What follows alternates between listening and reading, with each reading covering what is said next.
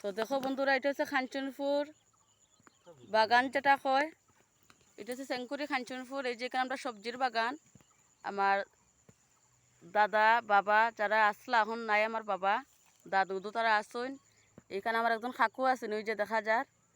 তো এখানে বেগুন, কাঁচা লঙ্কা, শাক সব কিছু উঠা নিওর, ফুলকপি বাঁধাকপি সবই আছে। ফুলকপি বাঁধাকপি ডেট গেছে গিয়া এখন। তো সবাই জানাবেন যে কেমন লাগলো সবজি ক্ষেতটা, আর আরও যেন এইভাবে লাগানি যায়, আশীর্বাদ করবাই সবাই। আর আমি মতো ভিডিও বানাই না, সুন্দর করে বানাইতে পারি না, তো অতটুকুই।